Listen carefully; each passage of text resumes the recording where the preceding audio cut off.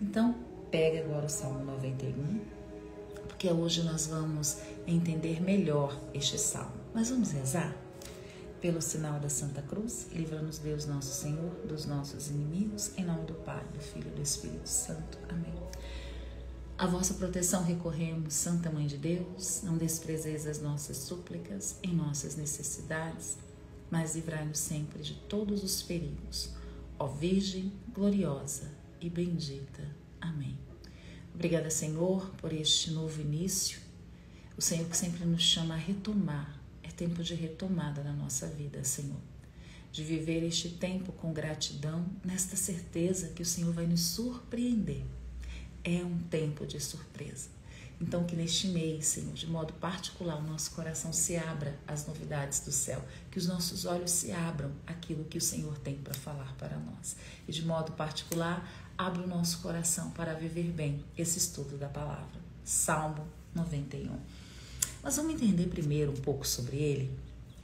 Primeiro que o Salmo 90, para algumas Bíblias, Salmo 90, né? E para outras, Salmo 91. Só para a gente poder situar, é aquele Salmo Tu que habitas sob a proteção do Altíssimo, é esse Salmo, tá bom? Então, como ele é conhecido como Salmo da confiança em Deus, ele faz parte de uma coleção de salmos. Salmos sapienciais, salmos de sabedoria e confiança. Mas ele é escrito em que contexto? O povo de Israel tinha sido levado para a Babilônia pelo rei Nabucodonosor. Principalmente os comerciantes, as pessoas influentes, mais abastadas, elas tinham sido retiradas de Jerusalém e levadas para o exílio na Babilônia. Mas por que esse movimento? Porque o povo tinha sido infiel. O povo começou a murmurar contra Deus, o povo começou a ter o desejo de adorar outros deuses, o povo começou a viver políticas contrárias à nossa fé, sem misericórdia, sem a caridade, começou a ter alianças políticas e financeiras, porque infelizmente poder e dinheiro pode corromper muito o coração do homem. E eles foram se afastando de Deus. E qual foi a consequência do pecado? A morte. É sempre assim. Não tem como. A gente pode ter a misericórdia de Deus que vem ao nosso encontro, nós vamos viver essa experiência rezando com o Salmo. Porém, existe a consequência também das nossas escolhas. O povo foi fazendo escolhas, embora os profetas, Jeremias foi um dos profetas que tentou alertar o povo, mas o povo não abriu o coração. Então o povo vai para a Babilônia. Fica ali em Jerusalém as pessoas mais pobres, que não tinham influências e condições, mas foram sendo escravizados e ali foram vivendo uma experiência amarga. O templo foi destruído, pessoas morreram. Então, foi uma calamidade que aconteceu naquele tempo. Quando o povo vai para a Babilônia, eles sentem saudade de Deus, não é assim? Quando nós nos afastamos de Deus, quando nós vivemos uma experiência de morte espiritual, nós sentimos saudades. Esses dias uma pessoa falou para mim assim: Cris, a dor que eu sinto, as carências que eu sinto, são frutos da minha história de abandono? Sim, porque uma história de abandono, uma história de sofrimento, uma história de dor vai ecoar em nós, precisa de cura, precisa de um processo de cura, precisa de restauração, sim. Precisa desta ação do Espírito e precisa de um caminho sério de escrever a sua história de salvação. Se você quiser saber mais sobre isso depois, me procura no direct que eu posso falar mais a respeito com você de modo particular. Mas é preciso um caminho de cura. Esse caminho, ele é muito importante. Porém, existe algo que a gente não pode desprezar. Vai sempre haver no nosso coração um lugar vazio. Porque nós desejamos, pelo nosso DNA, pela nossa filiação, o amor de Deus. Nós sempre vamos desejar ser amados, porque o amor pleno, ele é de Deus. Por isso, quando nós nos afastamos de Deus, essa lacuna, essa ferida, ela se torna maior. E foi isso que aconteceu com o povo de Deus. Na Babilônia, eles começaram a sentir saudades de Deus. Onde Deus está? E é aquele coração ferido, machucado, sofrido, humilhado, que antes tinha se voltado, traído, vamos dizer, adulterado contra o Senhor, começou a se quebrantar, começou a se quebrar, a se render a Deus, a voltar para casa. Filho pródigo, né? A Sagrada Escritura traz para a gente, principalmente no Novo Testamento, um modelo muito claro de retorno para casa. Comeu lavagem, foi abandonado, se sentiu esquecido, mas o Pai sempre esteve lá. Foi assim que o povo viveu na Babilônia. Nós queremos voltar para Deus. Nós queremos Deus. E eles não tinham mais o templo. O templo tinha sido destruído, tinha sido queimado, e eles estavam longe de casa. Mas eles sabiam que eles podiam ter a presença de Deus mesmo distante. Então ali eles se colocavam, diante de Deus, clamando a Deus. E é quando acontece o quê? Um decreto. Olha que interessante. Deixa eu pegar aqui para a gente ver certinho. Aí vem um rei, um rei da Babilônia, que olha para o povo e ele começa a ser um pouco mais tolerante. E ele diz assim: não, eu vou devolver o povo para casa. Eu não vou deixar este povo aqui. Eu vou começar a fazer com que o povo volte para casa. Então, este rei, ele publica um edito. Esse rei se chama Ciro da Pérsia. Então, ele faz o que? Ele faz um decreto oficial que diz o quê? Que todos os povos dominados podem voltar para a sua terra, reconstrua o seu templo e viva a sua religião. Então o povo feliz volta para Jerusalém. Mas quando volta para Jerusalém, o que eles encontram? Isso é bem importante entender. A cidade estava em ruínas, o templo tinha que ser reconstruído, tinham povos vizinhos que ameaçavam o tempo todo com guerra e com hostilidade, fome, doença, sem estrutura social. A fé do povo estava fragilizada. Meus irmãos, é nesse contexto de desolação, é importante entender, é no contexto de desolação, de desespero, que nasce um salmo de confiança. Um salmo que nós rezamos na igreja, que a igreja reza na liturgia da palavra, que nós proclamamos, que está vivo no nosso coração.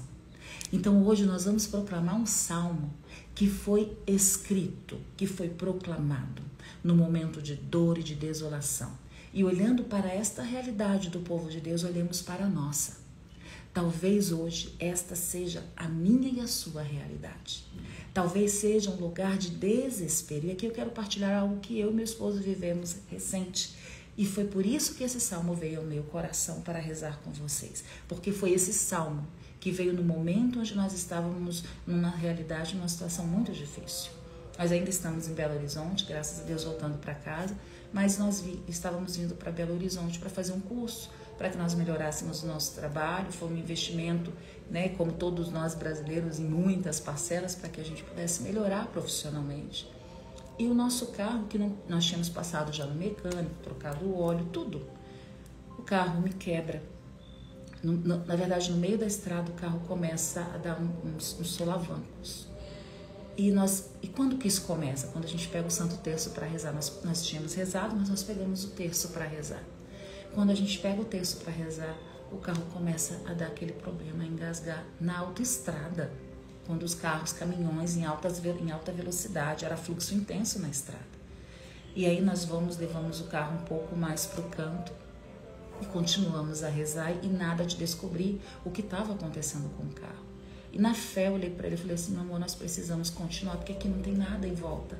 Já estava escurecendo, nós precisamos continuar. Ele falou assim: mas o carro, e se ele quebrar no meio do caminho e se parar tudo? Eu falei: nós precisamos confiar que o Senhor vai nos levar em segurança. E foi quando me veio um trecho deste salmo: o Senhor dará ordem aos seus anjos para vos guardar. E nós fomos devagarinho, devagarinho, devagarinho, até que nós paramos no local onde tinha uma senhora. Que ela olhou para nós e falou: eu vou ajudar vocês. 7 Lagoas. E ela começou com o próprio celular dela a procurar um mecânico que pudesse nos ajudar. Até que ela encontrou uma pessoa que não podia nos ajudar naquele dia. E nós precisávamos dormir lá. Embora o encontro começaria aqui em Belo Horizonte no dia seguinte, nós perderíamos praticamente toda a parte da manhã. E para a gente que trabalha com o suor do nosso trabalho, a gente sabe o valor que tem financeiramente investir no nosso trabalho, na nossa profissão. Mas a certeza do nosso coração era: o Senhor enviará anjos para vos guardar. Nós tivemos que guinchar o nosso carro. Pegamos e guinchamos o carro. Quando nós chegamos no local, na concessionária, na verdade a concessionária ela está aberta. Nós não encontrávamos a porta para deixar o carro, porque só seria visto no dia seguinte. Nós não encontrávamos e de repente o Senhor manda um homem improvável para muitos. Um senhor que vivia na rua, um senhor barbudo. Sabe aquele Jesus escondido? Exatamente, um Jesus escondido. E ele olha para nós e fala: eu vou mostrar a vocês onde é a entrada. Não é aí, já era meia-noite. Nós estávamos cansados, esgotados, com medo, porque nem conhecemos aquele lugar. E aquele homem, enviado por Deus, porque o Senhor enviará anjos para vos guardar, nos levou até o local onde nós deixamos o carro. Dormimos ali, deixamos o carro com o mecânico e no dia seguinte continuamos a nossa viagem. Fizemos todo o nosso trabalho e hoje nós estamos voltando para lá para ver como é que está a situação do carro. Dá medo, dá um certo desespero. Primeiro porque foi uma questão de realmente dentro do nosso, na parte interna do carro ali, no motor. É barato? Não é. Temos condições? Não. Mas nós temos uma certeza: o Senhor enviará anjos para vos guardar.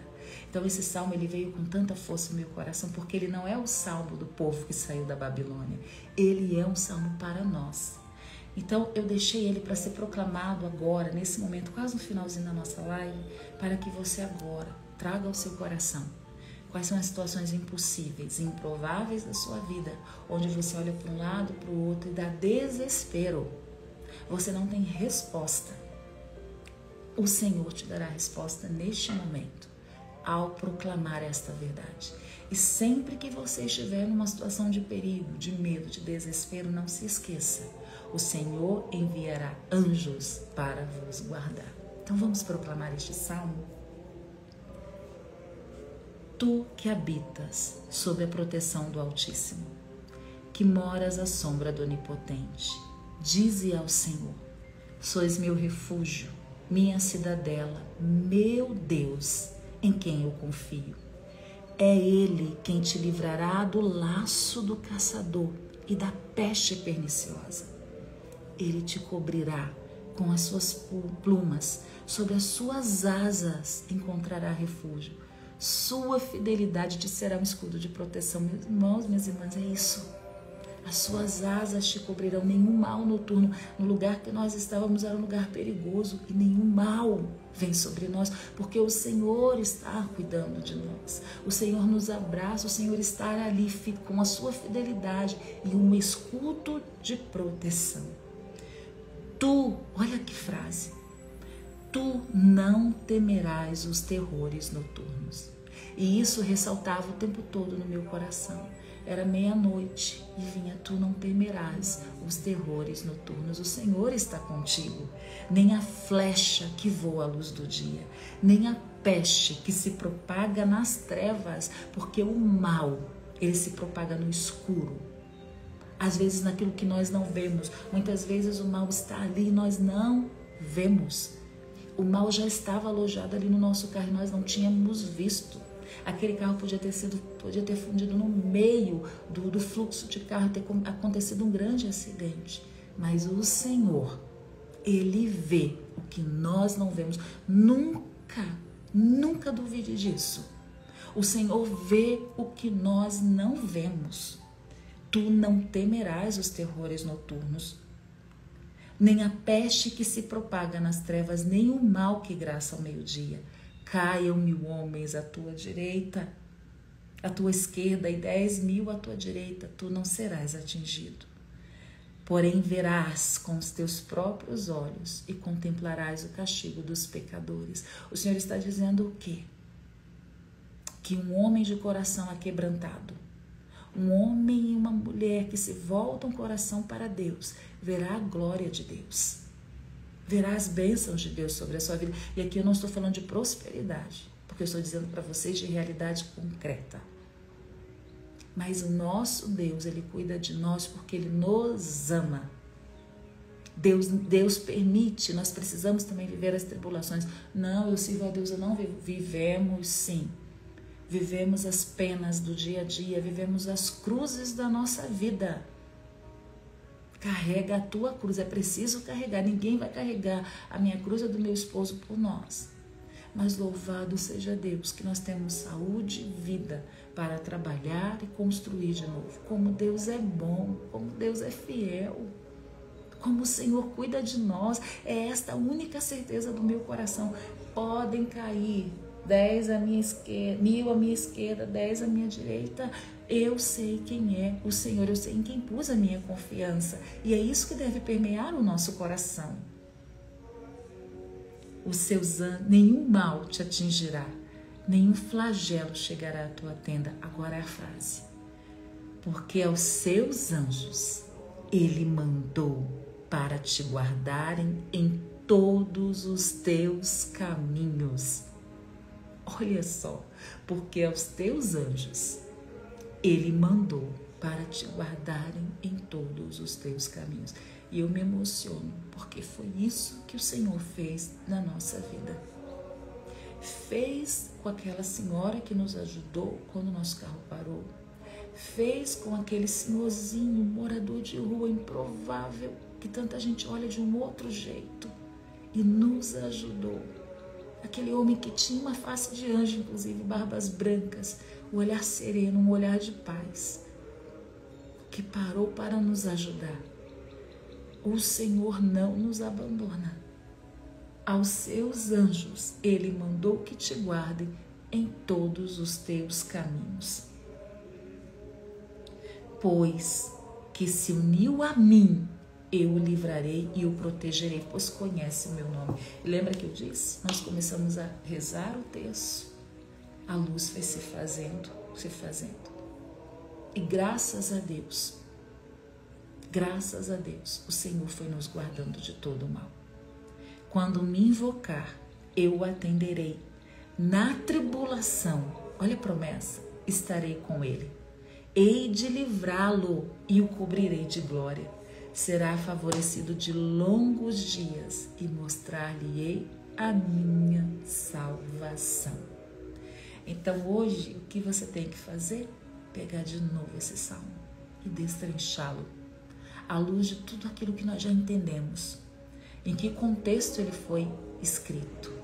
Como estava o coração daquele povo? A partir das nossas realidades humanas e espirituais, o Senhor, ele está cuidando de nós. Porém, aquele que, olha, é muito forte, não é que clama, mas que se uniu a mim. O nosso chamado não é só clamor. Nós não somos aqueles filhos que só batemos a porta, Deus nos dá e vai embora, filhos mimados. Mas é preciso um coração unido ao Senhor. Uma vida de intimidade, de unidade ao Senhor.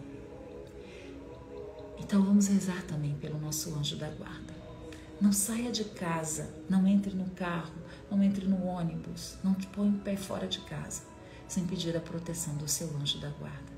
Porque aos seus anjos ele dará ordem para te guardar.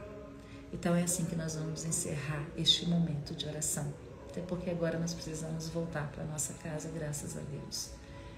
Então que o Senhor nos abençoe, que nós nunca nos esqueçamos que o Senhor está perto de nós, que Ele está cuidando de nós. É muito importante entender os 3 pontos essenciais que este momento trouxe para nós. Um povo que abandonou a Deus, um povo que se afastou de Deus. Que se afastar de Deus, esse povo, ele entende que sem Deus ele não pode viver e ele deseja voltar para casa. E um povo que reconhece que sozinho ele não consegue continuar este caminho. Santo anjo do Senhor, meu zeloso guardador, se a ti me confio a piedade divina, sempre me rege, me guarde, me governe, me ilumine. Amém. Obrigada, viu, por todos. Lilian, vamos lá, estamos juntos. Deus abençoe. Pega o aviãozinho, compartilha. Se você quiser conhecer mais, saber mais da Sagrada Escritura, estudar mais profundamente a Sagrada Escritura, escreve aqui, eu quero, que nós vamos entrar em contato com você, porque a palavra de Deus é ou não é uma escola para nós entendermos qual caminho devemos trilhar, tá bom? Então, Deus te abençoe e até amanhã às 6 da manhã, se Deus